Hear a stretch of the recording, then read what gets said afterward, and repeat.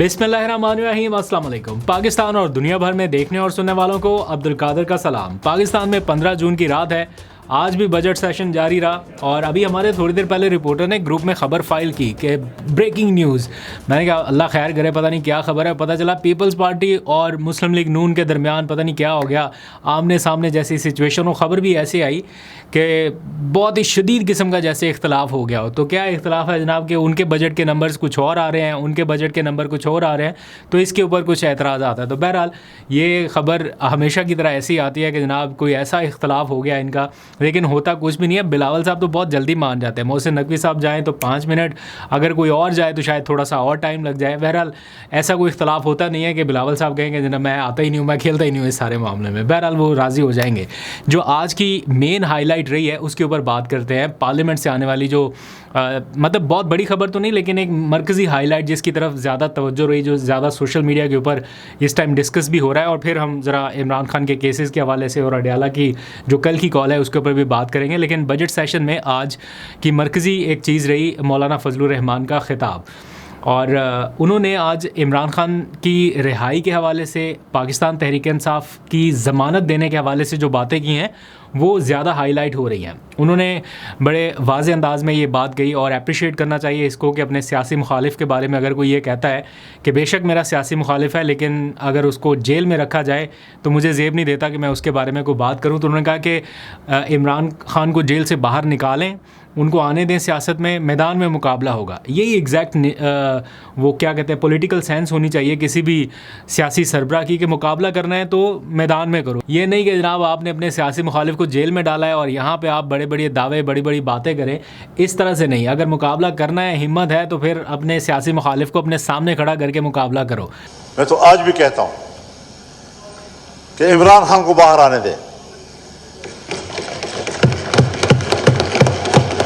सियासत में अगर उनकी गिरफ्तारी की वजह से तलखी है, हमें मुल्क की बेहतरी के लिए और मुल्क के अंदर मजमूई तौर पर एक बिरादराना और हम आहंगी की फ़ज़ा पैदा करने के लिए एक शख्स की कुर्बानी कोई मसला नहीं है। आ जाएं बाहर, मैदान में सियासत। जो एक और मरकज़ी बात उन्होंने की कि शहबाज शरीफ साहब ने बतौर प्राइम मिनिस्टर ये ऐलान किया कि जनाब हम मैसाके जमहूरियत के लिए या मैसाके इस्तेहकाम का गालिबन उन्होंने नाम लिया और पीटीआई को मुज़ाकरात की दावत दी। तो मौलाना फजलुर रहमान ने कहा कि अगर दावत दे ही दी है तो फिर बिस्मिल्लाह करें, आगाज़ करें और इन कैमरा एक इजलास बुला लें। अगर आपको ये ख़दशा है कि पीटीआई कोई बदमज़गी कर देगी या ये कोई शोर शराबा कर देंगे, तो वो यहाँ तक कहने के लिए तैयार हैं। बल्कि कह दिया उन्होंने कि मैं पीटीआई की ज़मानत देता हूँ। अपने सबसे बड़ी सियासी मुखालिफ पार्टी की वो ज़मानत देने के लिए तैयार हैं कि पीटीआई की मैं ज़मानत देता हूँ, ये कुछ नहीं करेंगे। आप इन कैमरा इजलास बुलाएं और मामलात को ठीक करें। अगर आपको ये खतरा है कि इन कैमरा मीटिंग होगी और पीटीआई वाले कोई हंगामा करेंगे, मैं इस फ्लोर पर पीटीआई वालों की ज़मानत खुद लेता हूँ, कोई हंगामा नहीं करें। और किसी हद तक उनकी ये बात दुरुस्त है कि अगर हम दुनिया के मसले मसाइल हल करा रहे हैं जनाब, भाग भाग के हम ईरान भी पहुंच रहे हैं, हम जनेवा भी पहुंच रहे हैं, हम अमेरिका भी पहुंच रहे हैं, हर जगह पे, तो अपना हाउस इन ऑर्डर करने में क्या ही जाता है। अपना इशू क्यों नहीं हम हल कर सकते? अगर दुनिया का कुछ 40, 50, 70 साल पुराना इशू हम उनको टेबल पर ला रहे हैं, तो ख़ुद क्यों नहीं टेबल के ऊपर बैठ सकते? उनका तो इशू इससे भी ज़्यादा बड़ा था, तो इसमें फैसिलिटेशन क्यों नहीं हो सकती? Forget about personal issues. आप आवाम को देखें कि चलें किसी के एक कदम पीछे हटने से आवाम का फ़ायदा अगर हो सकता है, इतनी पोलराइजेशन में फंसा हुआ पाकिस्तान अगर ज़रा नॉर्मलाइजेशन की तरफ जा सकता है तो क्यों नहीं हो सकता? तो जनेवा वाला तो हो ही जाएगा मेरा ख्याल है। इसके फ़ौरन बाद अब ये करें, जब तक ये जनेवा वाला इशू रहेगा तब तक तो टीवी स्क्रीन्स के ऊपर बस यही नज़र आएगा। और आज बल्कि मुझे भी ऑफिस से कॉल आई, उन्होंने कहा कि आपका वीज़ा वैलिड है, शेंजन का तैयारी पकड़े निकलना है। तो मैंने कहा अभी मैं हो आया हूँ वहाँ से और वीज़ा भी अभी एक्सपायर हुआ। मुझे पता होता 2-4 दिन पहले तो वीज़ा लगवा लेते और आपको फिर आपका भाई उधर जनेवा में मिलता, वहाँ से रिपोर्टिंग होती इस पूरे इवेंट की। लेकिन अनफॉर्चुनेटली वीज़ा वैलिड नहीं था, तो इसलिए हम अभी फ़ौरन 3 दिन का बीच में वक्त है, तो कुछ कर नहीं पा रहे। खैर, इसके ऊपर नज़र रखेंगे, यहाँ से भी रिपोर्ट करते रहेंगे और इसमें कोई शक नहीं है कि ये पाकिस्तान के लिए एक बड़ा मोमेंट है। जिस तरह मैं आज देख रहा हूँ दिन भर बहुत सारे आलमी रहनुमा जो हैं वो ट्वीट्स कर रहे हैं और हर ट्वीट में कहीं ना कहीं पाकिस्तान का जिक्र है, पाकिस्तान की सालसी की कोशिशों का जिक्र है अलॉन्ग विद कतर एंड बाकी जो प्लेयर्स थे इसमें इन्वॉल्व। लेकिन पाकिस्तान को सेंटर स्टेज पे देख के बहुत खुशी हो रही है, नो मैटर व्हाट, बट जिसका क्रेडिट है उसको देना चाहिए। अच्छी डिप्लोमेसी की गवर्नमेंट ने और एक ऐसे मुकाम पर ले आए कि जहाँ पर इंटरनेशनल लेवल पर पाकिस्तान का नाम बार बार रिपीट हो रहा है, तो ये एक प्राउड मोमेंट है। तो जिन्होंने इसके लिए काविश की है, फील्ड मार्शल हो, प्राइम मिनिस्टर हो, सफारती सतह पर हो, दफ्तर खारजा हो, या जिसने भी एफर्ट की उसको एक्नॉलेज किया जाना चाहिए। खैर, आगे बढ़ते हैं। अब आ जाइए ज़रा डोमेस्टिक मामलात के हवाले से जो सियासी इशूज़ हैं। आपको पता है कि आज ही के दिन ये सियासी जमातें एक ही टेबल पर बैठी हैं, मुस्लिम लीग नवाज़, peoples party, Pakistan Tehreek Insaf, ANP, किस मसले के लिए बैठे हैं। मैं आज आपको बताता हूँ कि क्यों ये सारे एक ही जगह पर इकट्ठे हुए, और वो था इशू इनका तंबाकू की कोई सनत है वो मुतासिर हो रही है हालिया बजट में लगाए जाने वाले टैक्सेस के हवाले से। तो ये सारी सियासी जमातों के जो ग्रोअर्स हैं, जो तंबाकू की पैदावार करने वाले लोग हैं, सिर्फ PTI से वाबस्ता नहीं, ये सारी सियासी जमातों से वाबस्ता जो लोग थे उनको असद कैसर ने इस्लामाबाद के खैबर पख्तूनख्वा हाउस में बुलाया, वहाँ पर प्रेस कॉन्फ्रेंस की और अपना दुख दर्द वो सुना रहे थे। तो वो मुझे किसी ने कहा कि यार ये बड़ा इंपॉर्टेंट इशू है, इसको हाईलाइट करना है। तो मैंने कहा बिल्कुल इसको हाईलाइट करते हैं, लेकिन तंबाकू के ऊपर हम क्या इसको हाईलाइट करें, क्या कहें कि तंबाकू के ऊपर टैक्स कम कर दें। हम तो इसके ख़िलाफ़ जाते हैं कि तंबाकू नोशी होनी नहीं चाहिए। बहरहाल अगर किसी का रोज़गार लगा हुआ है उससे और कहते हैं कि वहाँ पर लोगों का गुजर बसर चलता ही इसके ऊपर है, तो अब इसमें हम क्या इसको फर्दर क्या ही हाईलाइट कर सकते हैं। एनी हाउ, अब आ जाइए ज़रा सियासी सूरत हाल के हवाले से बात करते हैं। इमरान खान को गुज़िश्ता रात पिम्स अस्पताल मुंतकिल किया गया, ऐसा कहना है पिम्स एडमिनिस्ट्रेशन का और सरकारी ज़राए का। और उन्होंने कहा कि जनाब इमरान खान को रात गए पिम्स अस्पताल मुंतकिल किया गया। मुझे जहाँ तक याद है उनके जो इंजेक्शन की तारीख़ थी वो कोई 24-25 के करीब आती थी, जब उनको हर महीने जो इंजेक्शन लगना था या हर 2 महीने बाद भी लगना है व्हाटएवर, लेकिन वो 24-25 के करीब थी। अभी ऐसी तारीख़ों में उनको अचानक बताया जाता है कि जनाब पिम्स अस्पताल पहुँचा दिया गया। पहले भी खबर आई लेकिन पिम्स नहीं पहुँचे, अब सब रिलैक्स हो गए तो बताया गया कि पिम्स लाया गया है।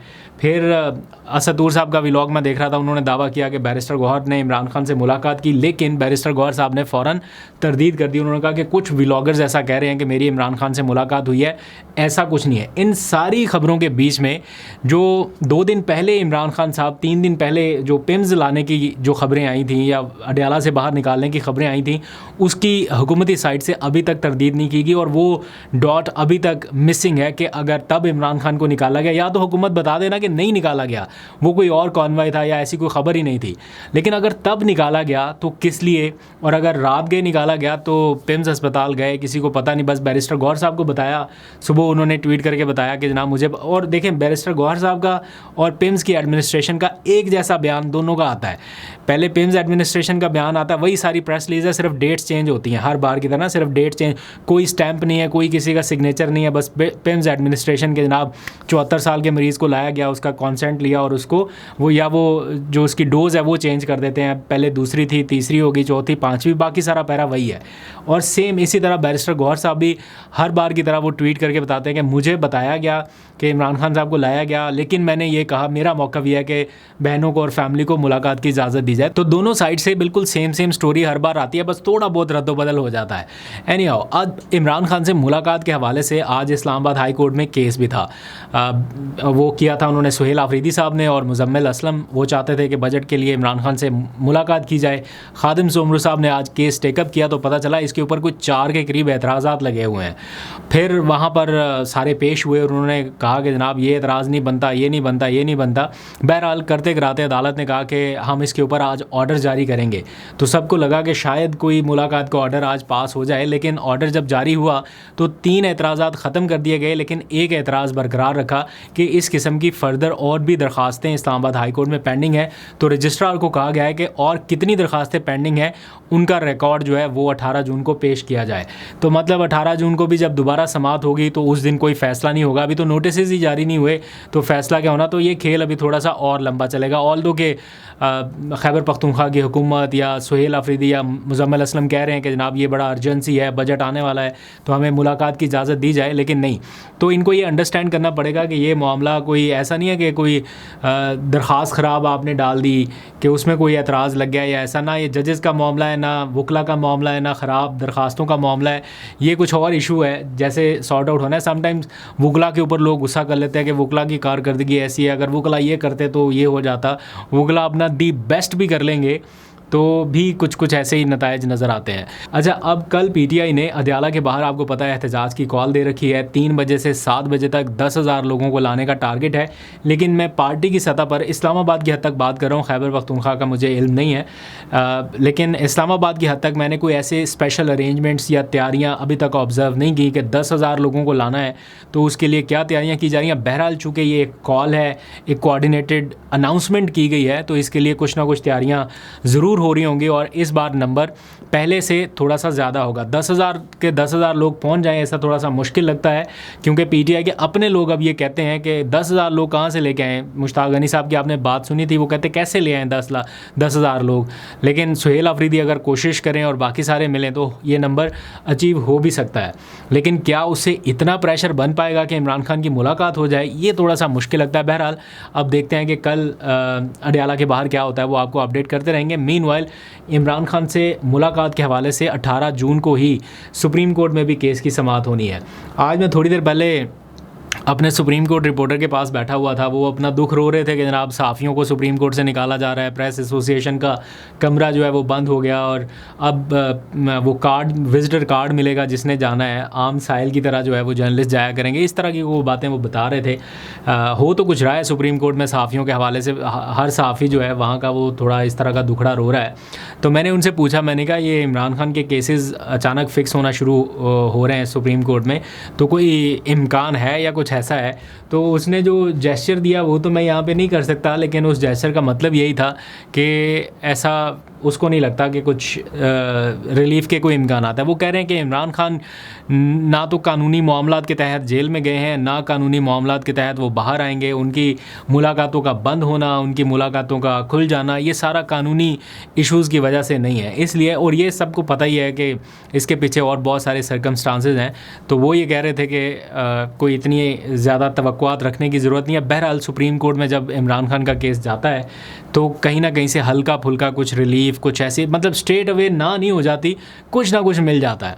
तो अब देखते हैं कि सुप्रीम कोर्ट कब तक रिलीफ़ के मूड में आती है। मुझे, मेरी अगर ज़ाती ऑब्जर्वेशन आप पूछें कि अगर सियासी एनवायरनमेंट थोड़ा सा ऐसा बने कि सारे बैठ के बातचीत करने लग जाएं, जैसे मौलाना ने तजवीज़ दिया कि इन कैमरा इजलास बुला लें, पीटीआई भी बैठे, हुकूमत भी बैठे, बाकी स्टेक होल्डर्स भी बैठ जाएं और इन कैमरा इजलास में कुछ रूल्स ऑफ गेम तय कर लें और इमरान को बाहर आने दें, बाहर आके सबको सियासत का मौका मिले, तो जाके जब ये एक understanding from bottom to top जाएगी ना, लीगल लोगों तक या जजेस तक या अदालतों तक, फिर शायद कोई रिलीफ़ मिलने लग जाएगा। जब तक ये सिग्नल्स है ना कि सख्ती बरकरार है पीटीआई के ऊपर, तब तक उनका भी वो उस तरह से मोड चेंज नहीं होता कि जनाब कोई, हाँ जी, बड़ा कोई रिलीफ़ दे देना। तब केसेस पेंडिंग चलते रहते हैं, हल्का फुल्का कहीं पे रिलीफ़ मिल जाए तो मिल जाए, कोई मेजर रिलीफ़ जो है वो नहीं मिलता।